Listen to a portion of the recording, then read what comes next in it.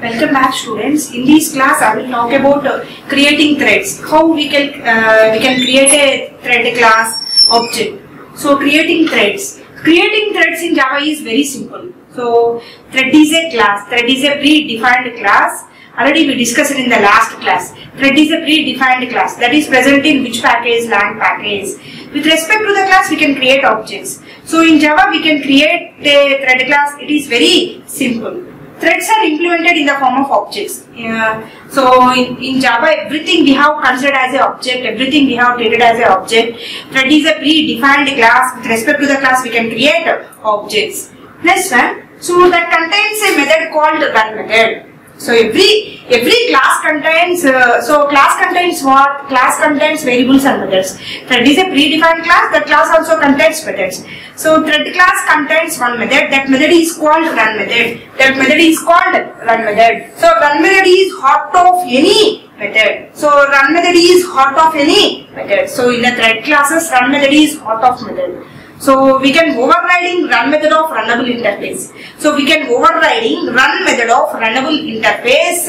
So to activate our class as a thread class. So it defines the functionality of the thread. It defines the functionality of thread. Run is the heart of any Java method. So any Java thread method. So the functionality, we can overriding the run method of runnable interface to define functionality of a thread in our Java application. So what is the heart of thread method in Java? Run is the heart of Java thread method. So what is the syntax of run method? Here public void run. So return type void run method. It is a public access specifier. So here we have to implement run method body. So we can provide in the body of run method. So the run method should be invoked by an object of the concerned thread. So it should be invoked object of concerned thread. For example, in our program we have to use multiple threads.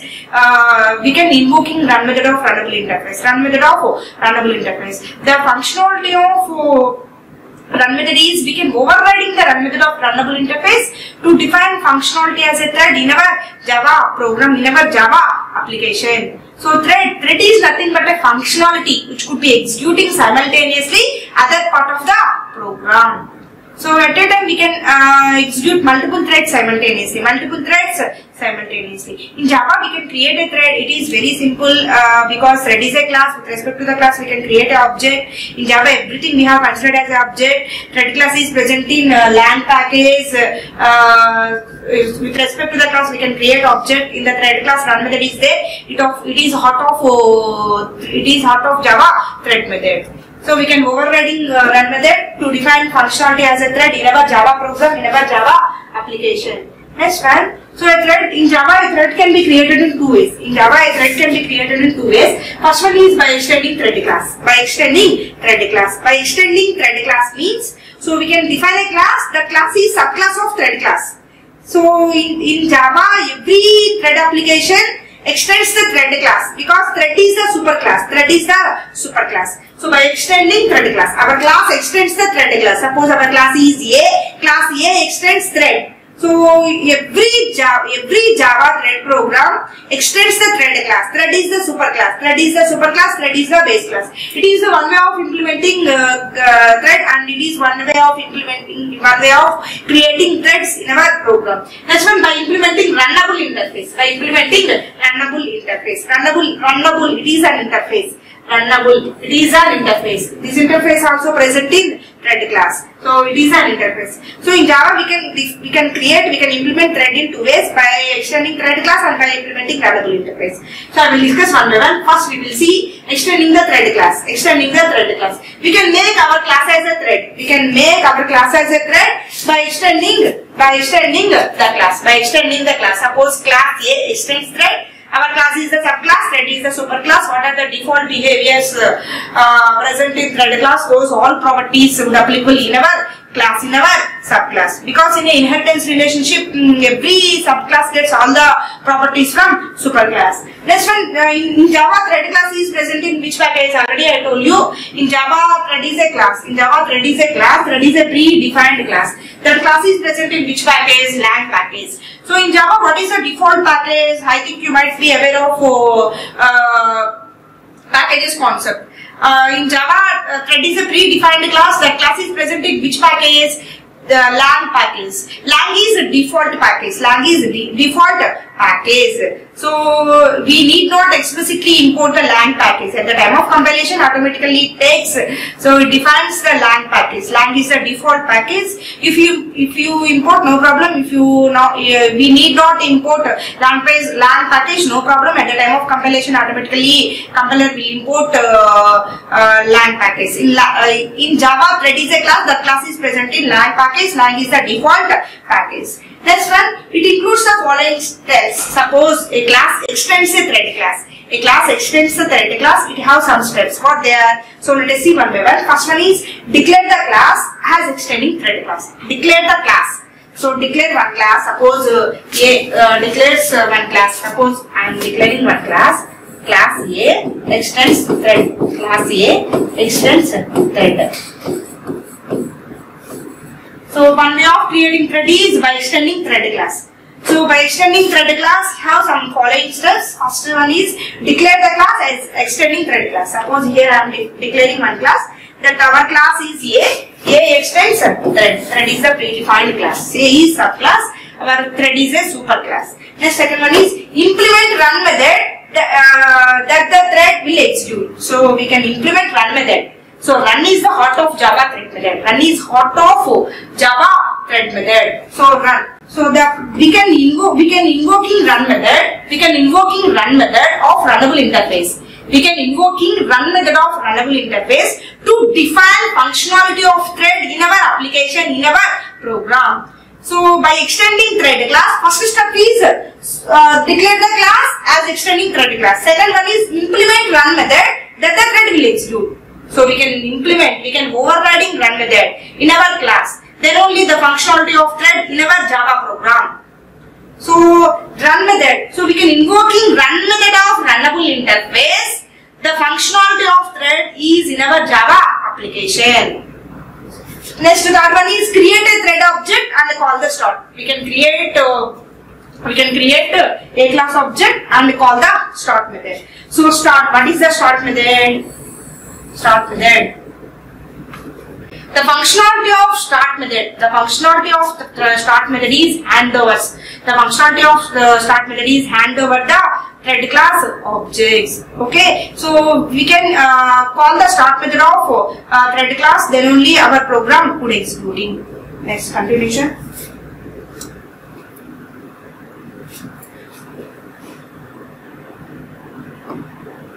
So here the functionality of start method is only hand over the thread class objects. Only hand over the thread class objects. So here's the importance of start method is the functionality of start method is only hand over the run method of runnable interface. Is hand over run method of runnable interface. JVM for scheduling. JVM for scheduling. Output of any thread application depends upon the scheduling.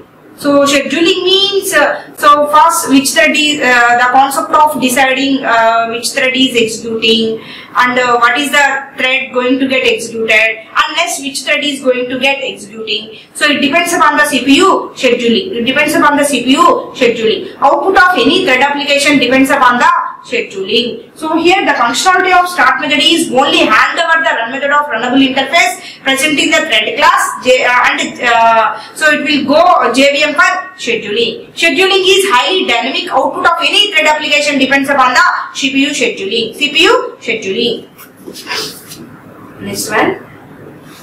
So here how we can declare in the class.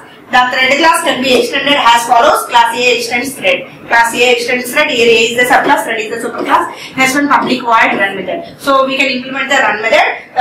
Then only we can define functionality as a thread in our Java application and is heart of the method. So next one, continuation. So next an example of threading class. An example of threading class. Here let me explain a small example here. Then your doubt will be clarified. What is run method? How we can implement run method? So how we can create object and with the help of object reference we can call the start method. So what is the output of our program? All your doubts will be clarified. Let us try to understand this program. Here import an importing package. First of all, import java dot lang dot thread. Import java dot lang dot thread. Import java dot lang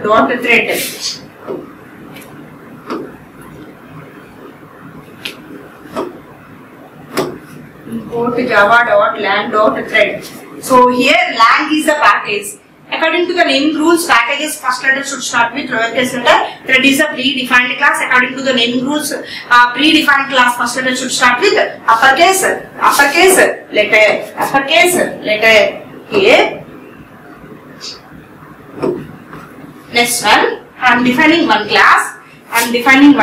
Class A extends thread. So extending thread class. Suppose if you extend a thread class, what are the steps you have to follow? First one, define a class and then extends the thread. Next, implement the run method. Next, the third one is create an object of thread class and call the start method. These all are the steps. Whenever we can extending our class as a thread class, then only functionality of a thread is defined in our Java program. So here class A extends thread. Here A is the subclass, thread is the superclass. What are the methods? What are the interfaces? What are the variables? All properties. So thread have some default behaviors. So all default behaviors would applicable in our class A. So here I am invoking run method. What is the syntax of run method? Public void run. Run method. Run is the hot of Java thread method. So it is hot of thread method. So we can invoking run method of runnable interface, the functionality of a thread in our Java program. So here I am providing body of run method. So here I am using for loop for int I equal to 1, I less than or equal to 5, and I plus plus.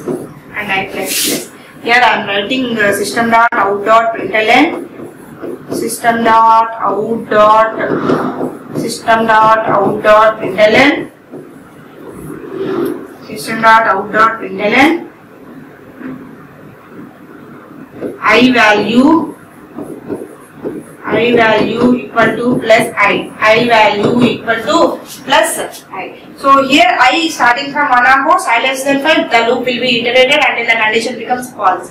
So here I equal to 1, so it will print I on the console. Next I value will be incremented 2. Next one 2 less than or equal to 5, condition is false, 2 will be displayed on the console. Next I value will be incremented 3. Next 3 less than or equal to 5, condition will be true, 3 will display on the console. Next I value can be incremented 4 less than or equal to 5, condition will be true. Next I value can be incremented. So the loop will be iterated until condition becomes true. So here this statement I value it will display I value on the console. Next again I am writing one system.out.println. So before I value I equal to 1, I equal to 2. So we can using /t. So here system.out.println exit from A.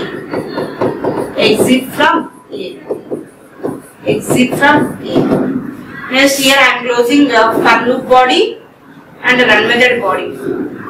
For loop body and run method body and the class body. Next here, next one in the similar way, class B extends thread. Class B extends thread.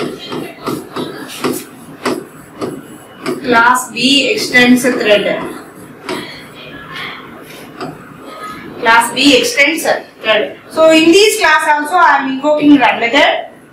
So here public void run. So we can override the run method of runnable interface to define functionality of a thread in our Java application. So in that also here I am using one more for loop. So for int j equal to 1, j less than or equal to 5, and j plus plus. Here within the for loop, so for loop will be incremented until the condition becomes false. So 6 less than or equal to 5, even condition becomes false. So the statements out of the for loop could be executed. So for is the looping statement, it can be incremented until the condition becomes false. Here I'm writing one more system dot out dot println.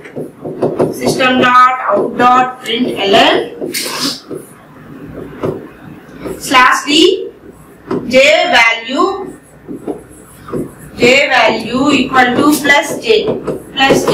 So here j value equal to 1, j value equal to 2, j value equal to 3, j value equal to 4, j value equal to 5. Until condition becomes true, until the condition becomes false, the for loop could be iterated continuously. Next one, system dot out dot println, system dot out dot println exit from B.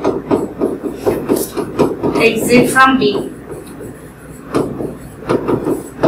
Here I am closing for loop body and run method body and class body. Next one. I am defining one class thread demo. Class thread demo. So in this one I am defining main method. So you know that main method have 3 keywords: public static void main, public static void main, string aux array. Public static void main, string aux array. After main we can open the curly brace. So here I am creating object of A class and B class. A equal to new A. So you know that what is the syntax of creating object in Java. So in the similar way we have to create object of the B class, B equal to new B. So after implementing run method, what is the next step? So we can call start method of thread class. So here thread class is AB. So with the help of A or these object reference I am calling start method. And with the help of these B object reference I am calling start method. So what is the functionality of start method? The functionality of start method is hand over the run method of runnable interface. The start method will hand over run method of runnable interface. So what is the run method? Run method body. So already we have written run method body. What is the body of run method? So the start method will hand over the run method of runnable interface present in the thread class, and JVM for scheduling. So output of any thread application depends upon the CPU scheduling. Scheduling is highly dynamic. It could not be done first come first serve manner, and it could not be done round robin fashion. It is highly dynamic. Based on the CPUs, it varies one system to another system. Suppose one time we can implement this program, we can executing this program. First B class for loop body could be executing. After that A class body could be executing. Sometimes A first and B first. So we can't say which for loop could be executing first and which for loop could be executing next. It depends upon the CPU scheduling. Scheduling is highly dynamic. The concept of deciding which thread has to be executing and what is the part of thread to be executing and which thread has to continue next. So it depends upon the CPU scheduling. It varies from system to system. Output of any thread applications depends upon the CPU scheduling. So here in our program we have written 2 for loops. So for int I equal to 1 and so on, for int j equal to 1. So we can invoking 2 run methods. We can overriding run method. So run method is present within the A class and run method is present within the B class. So in the same method we have written 2 classes. So it is nothing but method overriding. Method overriding means we can define same method name both the classes. The method can be overridden. Here subclass overrides the superclass method. So we can overriding run method of runnable interface. So we can invoking run method of runnable interface. It defines functionality of a thread in our Java applications. So next one is we can create an object of thread class and call start method. So the functionality of start method is only hand over. So the functionality of start method is only hand over the thread class. So it hand overs the run method of runnable interface present. So and it will go for JVM for scheduling. So output of any thread application depends upon the CPU scheduling. Scheduling is highly dynamic. What is scheduling? What is scheduling? So the concept of deciding which thread has to begin and which thread has to start. So and what is the part of the thread to be executing? And which thread has to continue next. It depends upon the CPU scheduling. Scheduling is highly dynamic. It could not decided based on the first come first serve manner. First come first serve manner means first we have to define a class. First for loop int I equal to 1. So we can't say first for loop I equal to 1 could be executing. No, next one. So it could not be done based on the round robin fashion. Suppose in the round robin fashion, CPU decides sometimes, for example, every run method. So it decides 5 milliseconds. So after 5 milliseconds is completed, so it is in the waiting state. It is in the waiting state. So once all the run methods, once all the threads execution is completed, then it will check what are the threads waiting in the waiting state. Then it starts its execution. But our threads could not done based on the round robin fashion and first come first serve manner. First come first serve manner. So for example, in any ticket counter, so who is the first in the queue?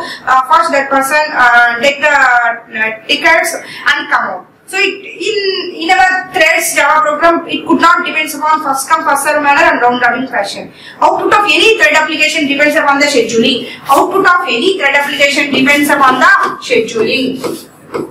Output of any thread application depends upon the scheduling. Scheduling is highly dynamic. Scheduling is highly dynamic. What is scheduling? The concept of deciding which thread has to begin and which thread has to start. And what is the part of the thread to be executed. And which thread has to continue next. It depends upon the CPU scheduling. Scheduling is highly dynamic. It could not be done first come first serve manner and round robin fashion. So it varies from system to system. For example, if you compile and run this program, Java C space threaddemo.java and Java space threaddemo. First time in our system, first J. So suppose J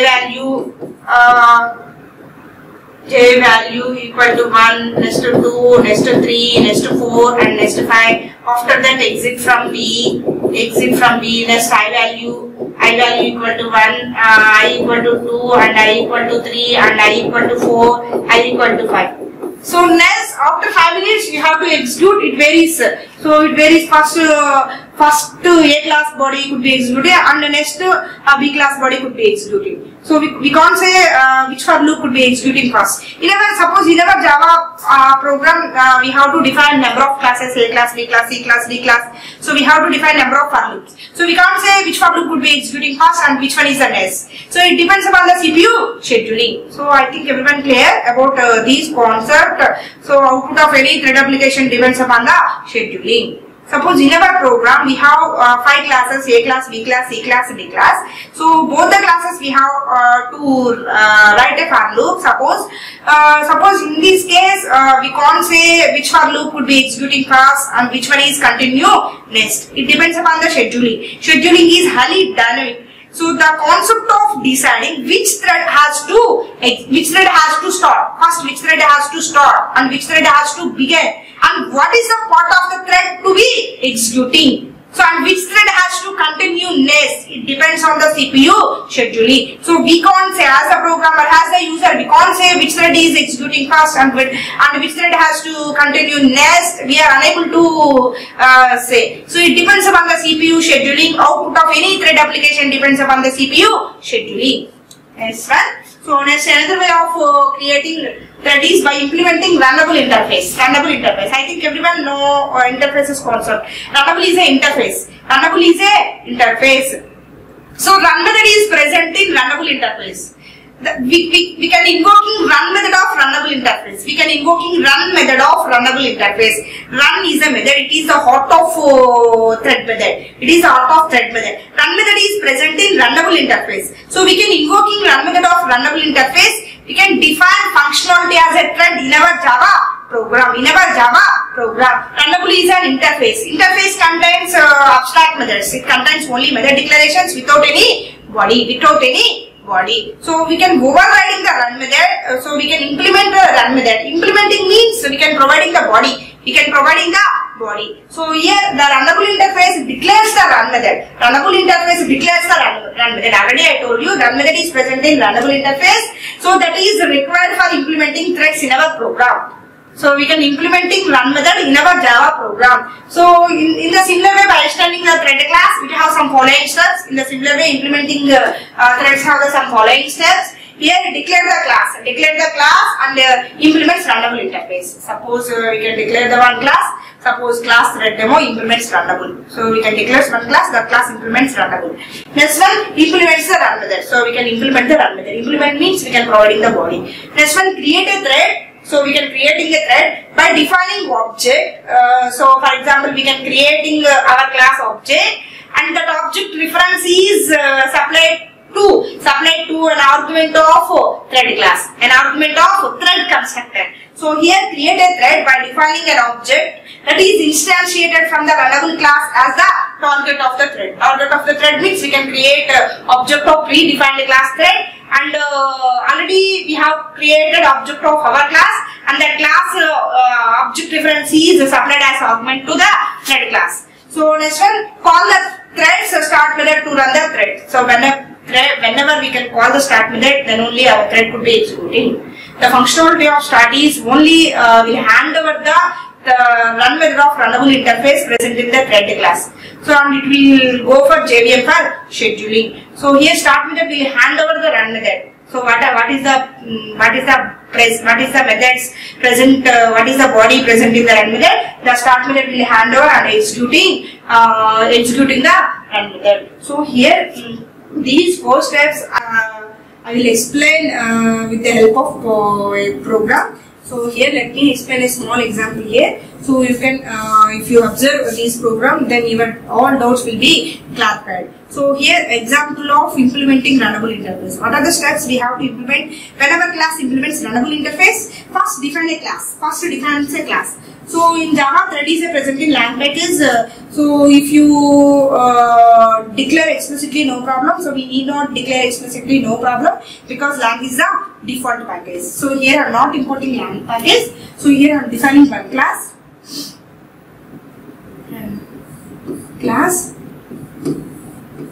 Class just demo. So class thread demo or T demo. Class T demo. Class T demo implements. Sorry.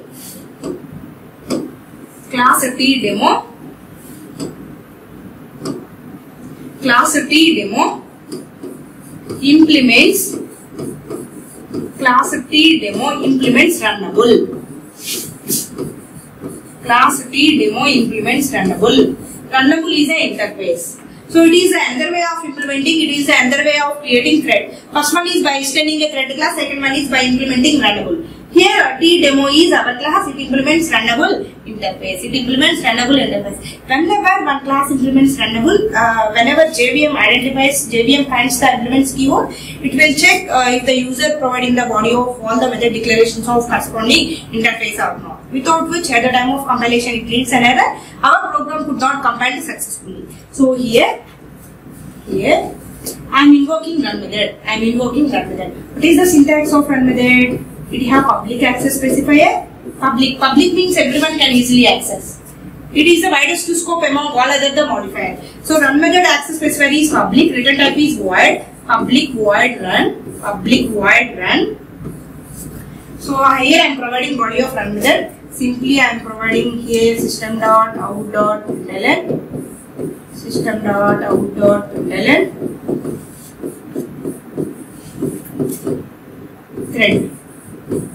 Thread is running. Simply I am writing one message, thread is running. Next here I am closing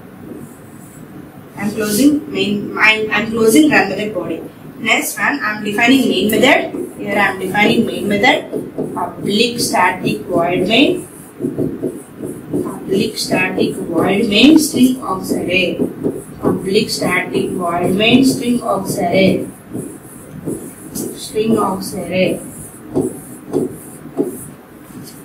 Okay, so first step is define a class and implements runnable. Next one by implementing run method. Next one. So here I am creating object of our class. Here what is our class? T-demo. First of all, here I am creating object of T-demo class. T-demo D1. T-demo D1 equal to new T-demo. New T-demo. So here just I am creating object of our class. Our subclass is T-demo. Next one. I am creating object of thread class. Thread is a predefined class. Anywhere we can creating object of the thread class. With respect to the class, we can easily create an object. Here thread is a class, thread is a predefined class. Anywhere we can creating object of thread class. Here I am creating object of the thread class. Thread T. Thread T equal to new thread. Thread T equal to new thread. Next here. So next here. So I'm supplying. So our subclass object reference. Our subclass object reference has argument to thread class. Argument to thread class here. So here D1 is the reference variable. It is applied as argument to the thread class constructor. So it is an reference variable object. Our subclass object name. So our subclass object reference has applied as parameter or argument to the thread class constructor. Thread class constructor. It is whenever our class implements runnable interface. So we have to follow. We must and should supply our subclass reference has argument to the thread class constructor. Then only our program could compile successfully. Otherwise, at the time of compilation, it leads an error. So here I am closing main method body and the class body. So in the previous steps, third step is create a thread by defining an object that is instantiated from runnable class as target to the thread. Runnable class as target to the thread. What is our runnable class? T-demo. So that class reference is supplied as argument to the thread class constructor. Then only our program could execute it successfully. Next, to call the thread start method to run the thread. So next step is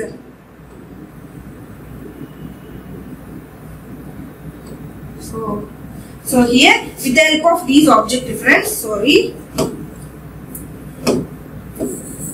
here this object of thread class object reference. Thread class object reference I am calling start method. So here I am closing class body and main method body. So finally, we can create an object of thread class. These reference here I am calling start method. The functionality of start method is will hand over. So here the functionality of the start method is hand over run method of runnable interface present in the thread class and JVM for scheduling. So it is only one thread, one run method. So what is the body of thread method? So what is the output if you compile and run this program? Thread is running. Simply thread is running. Thread is running. This is the output of our Java program. Simply in our class we have created creation of threads and till now we have completed this concept. In Java, threads are created in two ways, by extending thread class and by implementing runnable interface. So our class extends a thread class. We can invoking run method of runnable interface. Then only we can define functionality of a thread in our Java program. So after that we have to create an object and create an object of thread classes. With the help of object reference we have to call start method. Here the functionality of the start method is only will hand over the run method of runnable interface present in the thread class and JVM for scheduling. So here output of any thread applications depends upon the JVM scheduling. Scheduling is highly dynamic. Output of any thread application depends upon the JVM scheduling. So here scheduling means the concept of deciding which thread has to begin and which thread has to start, and what is the part of the thread to be executed and which thread has to continue next. It depends upon the scheduling. So scheduling is highly dynamic. It could not be done based on the round robin fashion and first come first serve manner. So based on the CPU to CPU, it may vary the output. So in our program we have to define number of classes. We have extended number of classes. So all the classes we have to override the run method. So all the run methods within the run method body. So we have written number of for loops. So we can't say which for loop is executing first and which one is next. It depends upon the scheduling. So next it is the implementing runnable interface. Run method, it is the heart of Java thread method. That method is present in runnable interface, run method interface. So run method could be executing whenever we can call the start method of thread class. Start method of thread class. Start is the method. It is present in thread class. So here the functionality of the start method is handover. So whenever we can call the start method, so the functionality of the start method will hand over run method of runnable interface present in the thread class, and JVM for scheduling, Okay, thank you.